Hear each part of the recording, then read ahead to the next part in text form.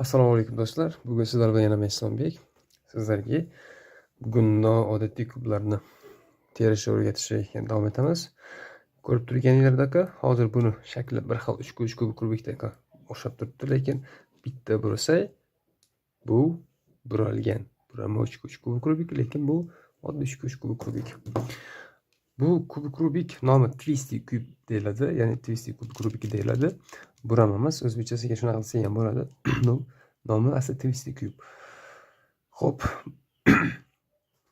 Bu 3 kubik kubikni tipa bunaqa burab qo'ygan narxasi bor, o'shanaqa tipda o'xshatilgan, lekin yasash uslubiyati 3 bilan bir xilda. Mana bu kub bilan bir xil teriladi. O'xshash jihatlarini men tushuntirib beraman hozir. Tepadan qaraganingizda 3 ga deyarli farqli olmadingiz. Mana 3 ga 3 mana ko'rib turibsizlar, bunda ham sentr bor. Yonida sentr bor, bunda yonida ham sentr bor. Faqat siz har doim qaysi tarafdan yig'ishni boshlaysiz? Oq tarafdan yig'ishni boshlashni har doim maslahat berardimi? Bunda ham xuddi shunaqa oq tarafdan yig'ishni boshlasangiz sizga sentr точно aniq turibdi. Bu yerda yondagi sentrlarni biz keltira olmaymiz, aniq bila olmaymiz. Uni keltirib chiqarishimiz kerak, aylantirib, to'g'rilab. O'tgan darsimizda windmill kub o'rgatganimda ham xuddi unda ham sentrlari yo'q edi, sentr aylanib ketardi. Xuddi bu ham strategiyasi xuddi windmill kubga o'xshaydi. To'g'rilab joyiga qo'yishimiz kerak bo'ladi. Formulalari 3 bilan bir xilda teriladi. Mana 3 ga 3. Mana bu rebrolari. Bizda mana bu deylik, mana bu rebrolar bo'ladigan bo'lsa, bunda mana bu rebrolar, mana sentr ko'rdinglar. Bunda ham shakllari har xil, ham ranglari har xil. Xo'sh, mana buni deylik, mana bu rebro, bu sentr yonboshdagi. Faqat bu bunaqasiga aylanib ketadi. Aylanib har xilcha holatga kelib qoladi. Shuni joylariga keltirishni o'rganamiz. Birinchi holatda bunda nimadan boshlab plyusdan terib olib, to'g'ri plyus holatga keltirib olib, keyin nima qilardik? Tepasini t holatga keltirardik. Poni tepasini bir xil holatda qilib terardik.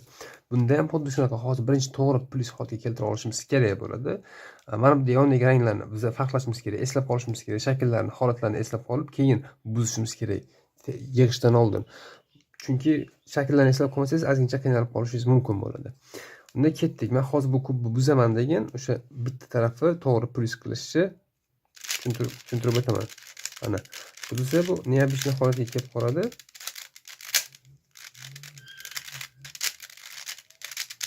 Mana.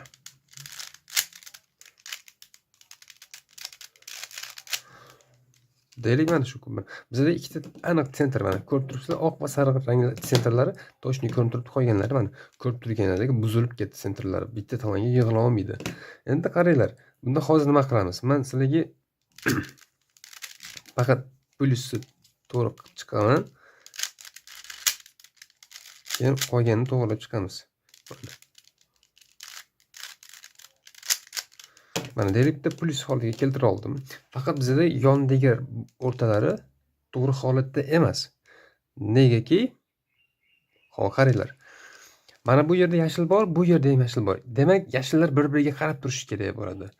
Mana bu yerda qizil bor, mana bu yerda ham qizil bor. Значит, qizillar bir-biriga qarab to'g'ri holat turishi kerak. Mana bu bunaqasiga holat turishi kerak edi. Bu noto'g'ri turibdi. Mana bunda ko'k bor, bunda ham ko'k bor. Ko'klar bitta tarafga qarab turishi kerak. Shularni hozir to'g'rilab, ozgincha fikrlash qobiliyatimizni ishlatib, to'g'rilab chiqamiz. Xo'sh, shunda ketdik. Birinchi o'rinda hozir qiladigan ishim nima? Mana bu qizilni, mana bu qizilni, mana bu qizilni to'g'riga olib keldi. Chunki bu mana bunaqasiga to'g'ri turibdi. Bitta shu to'g'ri turibdi. Chunki mana bu yerda hozir yashil turishi kerak, yashil bu yoqqa o'tishi kerak. Bu to'g'ri yashil turibdi, to'g'ri qizil turibdi. Xuddi shu holatini men to'g'rilab keltirishim kerak. Uning uchun nima qilaman? Men mana buni pastga tushirib, o'rniga qizil olib kelishim kerak mana. Buni pastga tushiraman. O'rniga mana bu qizilni pastga tushirib, tepaga qaytadan chiqarib qo'yaman mana. Bu hozir to'g'ri plyus bo'ldi. Endi mana bu qizilmi? Значит, mana bu ham qizil bo'lishi kerak. Qizil bo'ladigan bo'lsa, bu ko'kka bu yoqqa chiqarishimiz kerak bo'ladi. Hozir ko'kka. Mana bunaqa holatga chiqarib qo'ya olmayman, chunki mana bu qaranglar, joyiga terilmadi. Buni bitta burasam mana. Ko'rib turibsizlar, bir-biriga moyil, ya'ni to'g'ri moslashdi. Endi shuni tepaga chiqarib qo'yadigan bo'lsa, mana to'g'ri plyus holatiga keldi. Mana. Endi bu yoq taraf ko'k bo'ladigan bo'lsa, значит, bu yoq taraf ham ko'k bo'lishi kerak. Uning uchun mana bitta oranjiviy bo'lishi kerak. Oranjiviy anaqani topib olib kelamiz. Mana buni pastga tushirib olib kelar ekanmiz-da. Mana buni hop mana bunaqa qilamizmi? Mana bunaqa chiqaramizmi? Yo'q, chunki mana bu ranglar bir-biriga to'g'ri kelmay qolyapti. Unaqa qilmaymiz-da, bitta yo'q qilib turamiz-da. Buni plyusdan sangarasi aylantirib mana bunaqasiga olib keltiramiz. Va bu yoqqa chiqarib qo'yamiz qaytadan. Mana ko'rdinglar, ko'k, mana oranjiviy. Endi bu yerda avtomatik bu tarafga oranjiviy tushishi kerak, yashil bu tarafga, chunki mana yashil turibdi. Значит, bizga pastga tushib qo'ygan mana ko'k oqimiz. Qanday holatda teramiz? Men hozir nima qilaman? Mana tepada sariq turibdi. Sal aylanish, sal qattiqlashib qolibdi bu kubimizni. Mana bo'ldi. Biz muhimi plyuskalar olishni o'rganishimiz kerak. Keyin burchaklarini, boshqa joylarni keltirish xuddi uchburchakda ozgincha kuchliroq fikrlashimiz kerak bo'ladi. Fikrlab o'sha kubni terib qo'ya olishimiz mumkin. Mana bu yerda bitta burchakni oladigan bo'lsam, qizil, yashil, oq. Shu burchakni qizil, yashil, oq qoldiga boraman. Mana shu burchakka chiqaradigan bo'lsam, oddiy uchburchakda chiqazib qo'ydim mana. Va mana bu yerda endi qizil, ko'k. Buni ham mana bu bilasizlar, shu bitta qilishni men maydalab tushuntirib o'tirmayman masalaga. Vaqtimizni ketkazmaylik uchun birdan o'zim qilib ketiraman. Xo'sh. Oddiy pif-paf bilan sizlar bilgan, hamma bilgan uslub pif-paf bilan chiqardim mana. To'g'ri holatga kelib oldi bu. To'g'ri holatga kelib oldi. Endi biz mana bu bitta rebrosi o'zining joyida to'g'ri turgan ekan. Qolgan rebrolar to'g'ri emas. Ya'ni bu yerga ko'k bu yoq tarafga tushishi kerak. Bunisi eng zo'r tarafi mana tepaga qaratganimizda, xolis buni bu yoq tarafga tushirsangiz ham, xolis buni bu yoqqa tutib qo'yib, buni bu yoq tarafga tushirsangiz ham farqi yo'q, chunki shakl bir xilda, to'g'ri tushiradi buni. Rangi ham bir xil. To'g'ri tushiradi mana shuni. Tushiraylik shu yoqqa. Mana ko'rdinglarmi? To'g'ri tushirdi. Endi mana bu rebrosini botga oranjiviy rebro kirish kerak ekan. Mana oranjiviy rebroni topdik. Buni bu yoq tarafga tushirish formasini bilardinglar. Shu oddiy 3 uch taqay. Men yana qaytadan agar 3 uch terishni bilmasanglar, buni tera olmaysizlar. 3 uch anaqasini forma terish uslubiyatlarini albatta Telegram YouTube kanalimizda bor. YouTube kanalimizdan ko'rib o'rganib olishingiz mumkin. Mana qator terildi. Endi 3-qator avtomatik terishimiz kerak. Bizda nima bo'lib qoladi? To'g'ri kubikdaqa bitta mana bunisi noto'g'ri turib qoladi. Shuni xosadagi 3 kubikda tushuntirib ko'rsatib beraman. Tak. Qolgan taraflarni terib keturaylik hozircha. Ranglarni o'zini joyiga keltirib. Mana men paket bitta hozir nimani to'g'riladim? Qizil mamti turadi, yashil mamti qayerda? Mamti yashil turishi kerak. Yashil shu joyda turadi, qizil shu joyda turadi. Faqat mana bu ikkalasini joyini almashtirishim kerak. Uning uchun nima qilaman? Shu oddiy uchburchakka mana bu formasini qaytarib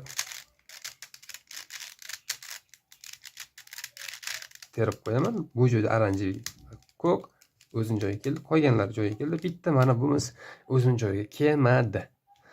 Hozir buni sababini tushuntirib o'tib ketaman. Bitta mana bumiz noto'g'ri tushganligi, mana bu bitta rebromiz noto'g'ri tushganligini men oddiy 3 kubik tushuntirib beraman sizga hozir buni. Mana, ya'ni mana bunaqa holatda. Ya'ni bizda ko'rib turibsizlar, mana tepada sariqlar joyida o'zining rangini turibdi. Mana bu joyda o'zining rangini turibdi. Lekin sariqimiz yoki qizil sariqimiz bittasi noto'g'ri turibdi. Uni qanaqa to'g'rilaymiz? Mana bu qachonki bo'ladi, bitta rebrosi noto'g'ri almashib qolgan joyda shunaqa holatga keladi. Uning uchun hozir biz mana shuni yonidagi bitta rebrosini to'g'rilab joylashtirishimiz kerak bo'ladi. Chap tarafdagini to'g'rilab joylashtirib ko'ramiz. Chiqaramiz buni. Birinchi chiqarib olamiz. Va mana buni bu yoqqa olib kelib qaytadan joylab ko'ramiz. Mana do'stlar, ko'rdinglarmi? Bitta minus holatga keldi. Mana bu ikkalasini to'g'rilab qo'ysa bo'ladi mana bunaqa holat. Tushundinglarmi? Mana shu hammasi shu joyga qaradi endi. Ko'pchiligimda shu muammo bo'lardi. Ya'ni bittasi noto'g'ri turib qolsa qanaqa teramiz degan savolga mana batafsil javob berdik.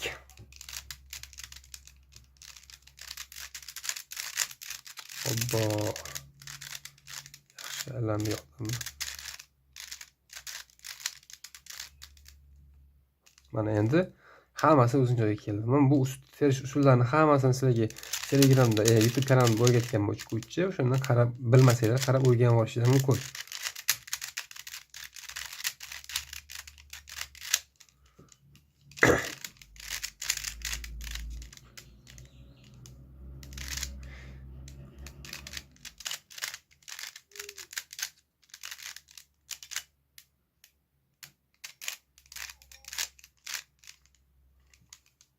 Mana bu kubikimiz ham terildi.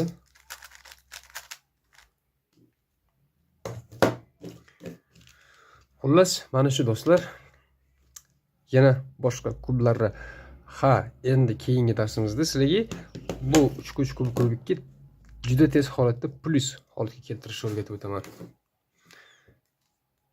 Do'stlar, sog' bo'ling, salomat bo'ling. Keyingi darslarimizda ko'rishguncha xayr.